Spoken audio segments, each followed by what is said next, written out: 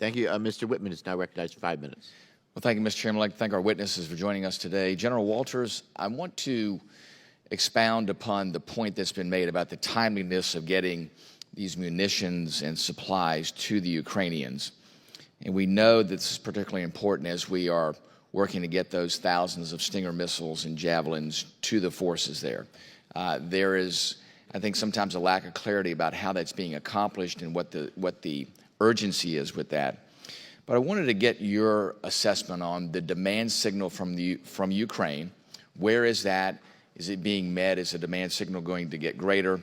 And what about from our European allies that are helping send weapons there, and what we're going to do to help backfill some of that? We had an earlier question in those areas.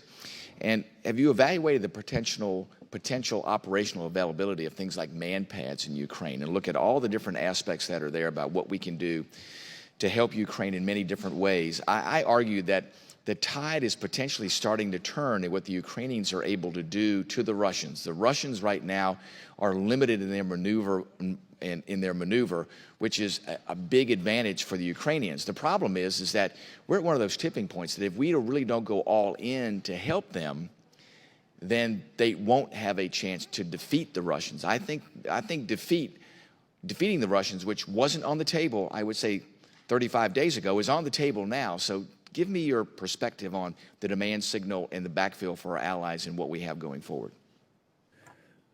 Well, Congressman, we actually want to connect the dots for the demand signal and the input. Yeah. And with the input process, there are human beings that are involved in that input process, and protecting their livelihood is very important. So the mode of delivery, the diversification of those modes of delivery, and obviously the end game is getting the right stuff to the right soldier at the right time.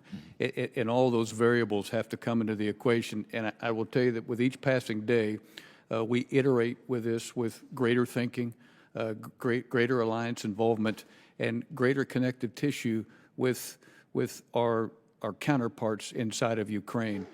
And that process has to continue, and it has to be looked at every second of the day, because as the campaign changes over time, what's good for yesterday might not be what's good for tomorrow. So all that has been taken into account.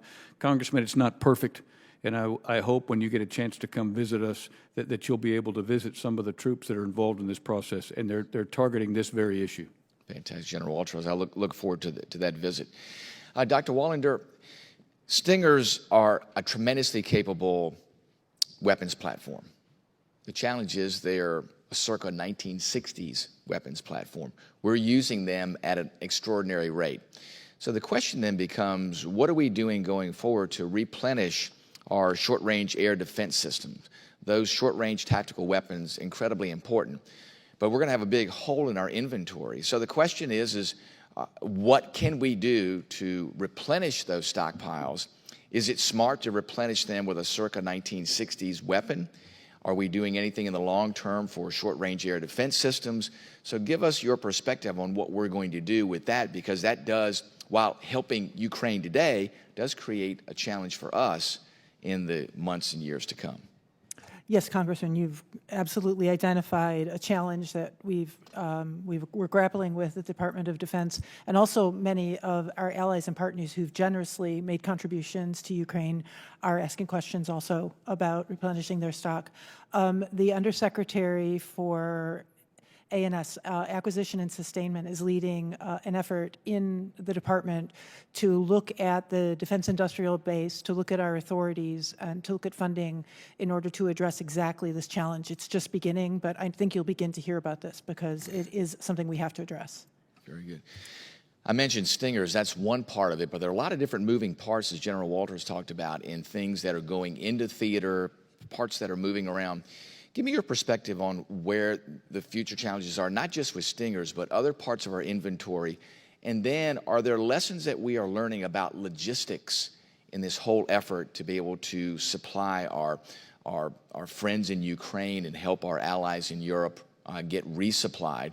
As General Eisenhower once said, he said, tactics are for amateurs, logistics are for professionals. And we want to make sure we understand the logistics chain on this. Well, I'll just speak narrowly from a policy perspective, is we are doing an assessment of the needs because we're hearing from individual allies and partners about their concerns. And we want to bring a comprehensive assessment to Congress and work with you exactly on thinking forward and not just running after the problem. Thank you, Mr. Chairman. I yield back. Thank you, Mr.